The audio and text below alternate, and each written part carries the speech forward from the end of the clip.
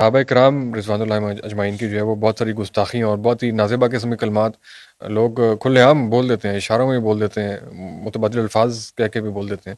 تو ایسی کوئی حقیقت ہے کہ آپ کے کوئی عقائد کے اندر کوئی چیز شامل ہے کہ حضرت ابوبکر صدیق رضی اللہ تعالیٰ عنہ یا حضرت عمر فاروق رضی اللہ تعالیٰ عنہ کی کوئی عزت خدا نخواستہ کم کرنی ہے، یا ان کا کوئی مرتبہ جو ہے وہ کم ہے کسی سے؟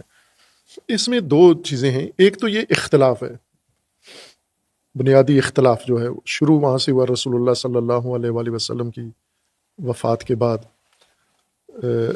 رسول اللہ کی جانشینی کا مسئلہ آیا، خلافت کا. تو بنیاد تو وہاں سے پڑی کہ شیعہ اعتقاد کے مطابق مولا علی اس کے وارث تھے. حدیث غدیر اور دیگر جو منابع ہیں ان کے حدیث ثقلین یا جو بھی ان کے پاس دلائل ہیں، کافی دلائل ہیں، تھوڑے نہیں، ان کے تحت وہ یہ کہتے ہیں کہ یہ مولا علی علیہ السلام جانشین ہے. اہل سنت اس فیصلے کو معتبر قرار دیتے ہیں جو ثقیفہ بنی ساعدہ میں ہوا اور مہاجرین انصار نے کیا، اور پھر حضرت ابوبکر کو خلیفہ نامزد کیا لوگوں نے ان کی بیعت کر لی. تو وہ اسی کو کہتے ہیں کہ یہ درست، یہی حقدار تھے یا یہی درست فیصلہ تھا. شیعہ کہتے ہیں نہیں، مولا علی علیہ السلام. تو یہ اختلاف ہے یہ. اور پھر یہ اختلاف آگے بڑھتا ہے، ظاہر ہے جو تاریخ آگے بڑھتی جاتی ہے تو شیعہ اپنے موقف کے اوپر قائم ہے اور اہل سنت اپنے موقف کے اوپر. یہ ایک پہلو ہے اختلاف والا، اور یہ ہے، اس میں کوئی صدیوں سے دوسری رائے نہیں ہے کہ یہ اختلاف ہے، صدیوں سے ہے. لیکن دوسرا پہلو جو توہین والا ہے وہ نہیں ہے. وہ ہم مولا علی علیہ السلام کو ہی دیکھیں کہ مولا علی علیہ السلام خلفاء کے دور میں ایک بڑا عرصہ گزارا. 25 سال مولا علی علیہ السلام نے 3 خلفاء کے ساتھ گزارا. تو اختلاف کے باوجود مولا علی علیہ السلام نے ایک احترام کیا خلفاء کا، صحابہ کا. یعنی کہیں بھی نہ صحابہ کے خلاف علی علیہ السلام کے خطبے موجود ہیں نہج البلاغہ میں، وہاں پر علی علیہ السلام نے کسی کا لحاظ نہیں رکھا. جس کو تنقید کرنی تھی تنقید کی ہے، جس کی مذمت کرنی تھی مذمت کی ہے، جس کی تعریف کرنی تھی تعریف کی ہے. تو وہاں پر اگر ہم دیکھیں تو مولا علی علیہ السلام نے صحابہ رسول اللہ صلی اللہ علیہ وسلم کی حد درجہ تعظیم کی ہے، نہ صرف احترام کیا، کنٹریبیوٹ بھی کیا، مشورے بھی دیے، کنٹریبیوشن. یہ تو خلفاء کے ساتھ کیا نا، میں صحابہ کی بات کر رہا ہوں. کہ بلکہ اپنے ساتھیوں کو کوفہ میں جب حکومت تھی اور کوفہ والے مولا علی کے زیادہ اطاعت نہیں کرتے تھے، گلہ تھا، شکوہ تھا، تو صحابہ رسول کی مثال دیتے تھے مولا علی علیہ السلام کہ دیکھو صحابہ رسول کیسے تھے. پھر ان میں سے بدر والوں کا ذکر کیا، خود والوں کا، خندق والوں کا، مختلف مارکوں میں ذکر کیا. پھر یاد کرتے تھے بعض صحابہ کا نام لے لے کر کہ وہ کہاں ہیں، آج میں ان کو ڈھونڈتا ہوں، وہ نہیں. تو اہل البیت علیہ السلام نے، ائمہ اثنا عشر علیہ السلام نے، ان کی تعلیمات موجود ہیں، آج کتابیں، ان کے اقوال سب موجود ہیں. اس میں انہوں نے ظاہر ہے کہ اسی دور میں تھے نا، ائمہ اسی دور میں تھے. زیادہ تر تو امام جعفر صادق علیہ السلام اور امام باقر علیہ السلام کے دور میں ذرا تشیع کو اپنی تعلیمات عام کرنے کا موقع ملا. جب بنو امیہ نے تھوڑا سا دباؤ کم کیا یا کم ہوا، بنو عباس آئے، یعنی ایک چینجنگ پیریڈ جب آیا تھا تو یہ موقع ملا انہیں. بنو عباس نے آ کے پھر تشدد زیادہ کر دیا بنو امیہ کی نسبت. تو اس دور میں امام صادق علیہ السلام نے جس طرح تشیع کی تعلیمات دی ہیں، تو امام صادق علیہ السلام کے اکثر طالب علم شاگرد اہل سنت تھے. ائمہ اہل سنت امام صادق علیہ السلام کے شاگرد ہیں، اور زیادہ تر راوی اور سارے لوگ وہ امام صادق علیہ السلام کے شاگرد تھے. تو یہ جو اختلاف اپنی جگہ تھا، اس میں ائمہ نے بھی کبھی نہیں چھپایا اور اپنے دعوے سے آگ سے بھی دستبردار نہیں ہوئے ہمیشہ. لیکن یہ بھی کبھی نہیں کیا کہ صحابہ رسول کی یا خلفاء کی توہین کا یا خود کی ہو یا حکم دیا ہو کسی نے. اختلاف اپنی جگہ تھا. وہ یہ جو سلسلہ شروع ہوا توہین صحابہ کا، یہ اصل شیعوں نے رد عمل میں، ریئیکشن میں کیا ہے. کس کے ریئیکشن ہے؟ جب مولا علی کی توہین شروع ہوئی، اب حکومت کروا رہی ہے مولا علی کی توہین، اور سر عام برملا ممبر پہ کروا رہی ہے. یہ تو وہ حقائق ہیں جو لکھے ہوئے ہیں، مولانا مودودی صاحب نے بھی لکھے ہیں، سب نے لکھے ہیں کہ یہ کام کرتے تھے. یہ کون سی حکومت نے کروائی ہے؟ شام کی حکومت نے، امیر شام نے باقاعدہ طور پر نوٹیفیکیشن کے ذریعے یہ کیا.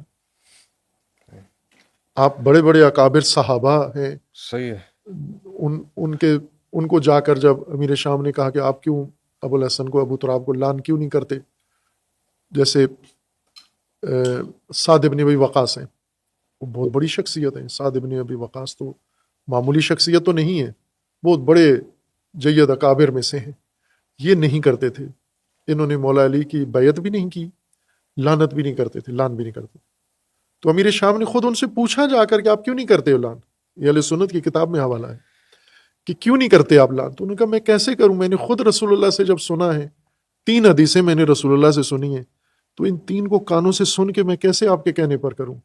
اور ان میں سے کاش ایک چیز ہمارے بارے میں رسول اللہ فرما دیتے تو ہماری دنیا و آخرت کا توشہ ہو جاتا. اب یہ کام کروایا جاتا تھا.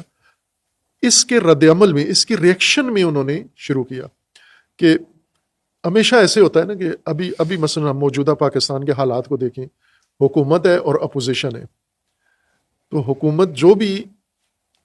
حکومت کے ساتھ کوئی صحافی، کوئی عالم جب حکومت کے ساتھ ملتا ہے نا تو اپوزیشن اس کی مخالفت شروع کر دیتی ہے. اور اپوزیشن جس کی کرے تو وہ ریئیکشنری ہو جاتے ہیں نا. جس طرح ابھی اس وقت اپوزیشن ہماری ریئیکشنری ہوئی ہے. حکومت طاقت میں ہے، طاقت کی وجہ سے کوئی بھی قانون، پیکا ایکٹ بناتے ہیں، اپوزیشن کہتی ہے غلط ہے، وہ بل پاس کیا یہ غلط ہے، یہ کام کیا یہ غلط ہے. تو جو دباؤ میں ہوتا ہے نا طبقہ، وہ ریئیکشنری ہو جاتا ہے.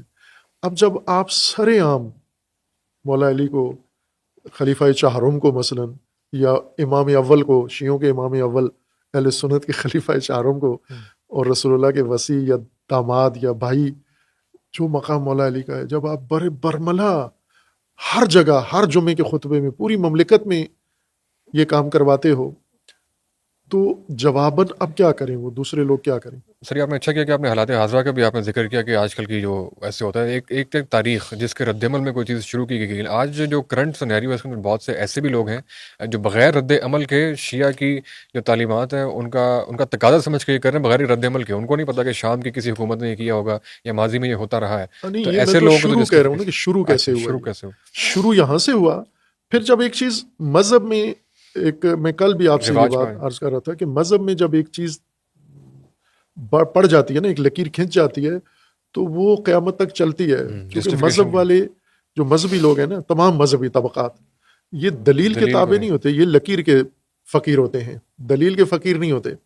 دلیل کچھ بھی کہے انہوں نے لکیر پہ چلنا ہے. لکیر بڑے کھینچتے ہیں یا پہلے والے بزرگ، وہ لکیر جو انہوں نے کھینچ دی بس انہوں نے اسی پہ چلنا ہے. ایسے اب ہونا یہ چاہیے تھا کہ میں تو شیعہ کو یہ کہتا ہوں نا کہ جب ہمارا دعویٰ ہے کہ ہم مولا علی کے پیروکار ہیں تو ہر چیز میں مولا علی کو فالو کریں. محبت میں بھی، نفرت میں بھی، تنقید میں بھی، توہین میں بھی، جنگ میں بھی، صلح میں بھی، خاموشی میں بھی، قیام میں بھی، ہر چیز میں مولا علی جہاں چپ رہے ہیں وہاں چپ ہو جاؤ. جس کا مولا علی نے احترام کیا آپ احترام کرو، جس کا مولا علی نے توہین کیا آپ توہین کرو اس کی. چونکہ مولا علی کی لائن کو جب آپ نے پکڑ لیا ہے تو اس کے اوپر چلو نا. آپ بیچ میں دوسرے کیوں رویے شامل کرتے ہو؟ بس مولا علی علیہ السلام نے خلفاء کے ساتھ کیا رویہ اختیار کیا ہے، آپ وہی رویہ اختیار کرو. تو سر زیادہ بہتر نہیں کہ حضور نبی کریم کو ہی فالو کر لیں، ان کو جس سے محبت کی، جس سے نفرت کی، جو طریقے انہوں نے سکھائے ان کو فالو کر لیں ڈائریکٹلی. تو بنتا تو یہی ہے نا کہ نبی اکرم صلی اللہ علیہ وآلہ وسلم کی. لیکن نبی اکرم کے بعد کے جو رویے تھے ان کے لیے تو نبی اکرم کا رویہ نہیں ہے نا کہ مثلا نبی اکرم کے بعد جو کچھ ہوا وہاں ہم کس کو فالو کریں. وہاں تو نبی اکرم کا نہیں ہے رویہ.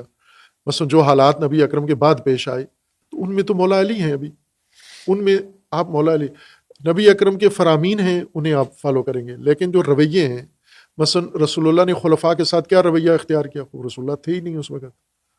کیا رویہ تھا ان کو؟ وہ تو تھے ہی نہیں، مولا علی تھے اس وقت. تو مولا علی کا رویہ ہم نے فالو کرنا ہے. شیعہ نے کم از کم، جو شیعہ مانتے ہیں مولا علی کو امام مانتے ہیں، حجت مانتے ہیں، تو ان کے لیے تو مولا علی کے رویے سے ہٹ کے کوئی کام کرنا جائز ہی نہیں ہے. نہیں، جس طرح بنیادی کچھ چیزیں جس طرح آپ نے کہا کہ محبت کیسے کرنی ہے، نفرت کیسے کرنی ہے، رویہ کیسے رکھنا ہے، تو بنیادی چیزیں جو اس پہ ہنسنا سے ہم بہت ساری چیزیں سیکھ سکتے ہیں. مطلب ایک مکمل جو آئیڈیل ہم دیکھتے ہیں یا اپنا رہنما یا اس کے طور پہ دیکھتے ہیں، تو اس کے لیے تو ہم فالو حضور کی ذات کو کرنا پسند کریں گے. ایسا ہی ہے، رسول اللہ نے جو اصول بیان کیا ہم ان اصول کو لیں گے. لیکن کچھ رویے ہیں جو رسول اللہ کے بعد پیدا ہوئے ہیں. صحیح، وہ تو پھر وہ فقہی اختلاف ہے. ان رویوں میں کیا مثلا جیسے ابھی اہل سنت عموماً حوالہ بات پہ حضرت عمر کا دیتے ہیں کہ حضرت عمر نے فلاں موقع پہ یہ کیا، فلاں عکس العمل یہ دکھایا، اس طرح کے اس میں یہ کیا. چونکہ اب تو حضور نہیں ہے، حضرت عمر کا دور زیادہ گزرا ہے، تو وہ ان کو ایک دلیل کے طور پر پیش کرتے ہیں. تو شیعہ مولا علی کو پیش کرتے ہیں. صحیح ہے کہ آپ شیعہ اخلاق مولا علی والا ہونا چاہیے. جرت مولا علی والی ہونی چاہیے. جو مولا علی نے کیا ہے شیعہ اس کا پابند ہونا چاہیے, اس سے آگے نہ جائے. اس لیے علی علیہ السلام فرماتے ہیں کہ 2 بندے ہلاک ہو جائیں گے میرے بارے میں. ایک وہ غالی افراط سے محبت کرنے والا جو مجھ سے آگے نکل جاتا ہے, اور ایک بغض رکھنے والا جو مجھے چھوڑ کے پیچھے ہٹ جاتا ہے. یہ دونوں ہلاک ہو جائیں گے. تو یہ اسی وجہ سے ہم اس موضوع کو بھی چھیڑتے ہیں. صحیح ہے, بالکل. وہ بلکہ آپ تاریخ بتا رہے تھے کہ کس طریقے سے شروع ہوا سارا, اس کے مطابق جو ہے وہ ساری آؤٹ آف کانٹیکس کوئی چیز تاکہ نہ چلے جائے. اور میں ذرا کنیکٹ وہیں کرتا ہوں, تو اس کے مطابق آپ کہتے ہیں کہ وہاں سے شروع ہوا, لیکن آپ پھر بھی اس کو درست نہیں سمجھتے, جسٹیفائڈ یا پھر بھی نہیں ہے جو لوگ یہ کرتے ہیں. نہیں ہونا چاہیے. دیکھیں اہل البیت کا مذہب حد درجہ ادب, احترام, ہر ایک کا احترام. یعنی یوں نہیں, اہل البیت نے جو مخالفین کا بھی احترام کیا, جی, مخالفین کے بھی حرمت کا خیال رکھا. مثلا اس کی سب سے بڑی میں مثال دیتا ہوں کہ مولا علی علیہ السلام اور ام المومنین حضرت عائشہ رضی اللہ تعالیٰ عنہ کی آپس میں جو اختلاف تھا, جنگ ہوئی باقاعدہ, حاکم وقت کے خلاف انہوں نے جنگ کی. جی, اور اہل سنت کی کتابوں میں ہے کہ اگر حاکم وقت کے خلاف کوئی بھی جنگ کرے تو اس کا حکم کیا ہے, اور انہوں نے کی. ام المومنین نے کی, امیر المومنین کی تاریخ ہے ہماری ایسی. اور پھر اس جنگ میں شکست بھی کھائی. شکست کے بعد اب لوگوں کے ذہنوں میں یہ تھا کہ یہ قیدی ہیں, یہ اسیر ہیں, ان کے خلاف ساتھ اسیروں والا سلوک ہوگا. لیکن مولا علی علیہ السلام نے وہاں پر ان کا نہایت درجہ احترام کیا, میدان جنگ کے اندر احترام کیا. اور ان کے بھائی حضرت محمد ابن ابی بکر کو رضی اللہ تعالیٰ عنہ, ان کو ایک دستے کا سربراہ بنایا, سواریاں رکھیں, پردے کا اہتمام کیا, محمل بنائے, اور کہا کہ احترام اور ادب کے ساتھ ام المومنین کو گھر میں پہنچا کے اور عزت کے ساتھ, کسی کو توہین کرنے بھی نہیں دی وہاں پر. اب ظاہر ہے کہ اختلاف تو ان کا مولا علی سے تھا, ہمارے سے تو نہیں تھا, ان کے ساتھ تھا اختلاف. مولا علی نے اختلاف کے باوجود احترام کیا ہے, چونکہ رسول اللہ کی نسبت مد نظر تھی, نسبت وہ حرم رسول تھی, نسبت رسول اللہ تھی. یہی چیز شیعہ کو اپنانی چاہیے نا, کہ آپ جب مولا علی علیہ السلام میدان جنگ میں احترام کرتے ہیں تو آپ کو بے احترامی کا حق کہاں سے مل گیا؟ وہ جو کام انہوں نے کیا وہ اپنی جگہ ہے کہ وہ نہیں تھا, وہ تو کوئی بھی نہیں کہتا ٹھیک کام تھا, جائز کام نہیں تھا. لیکن دوسری طرف ان کی جو نسبت تھی اس کا مولا علی نے نہایت درجہ احترام کیا.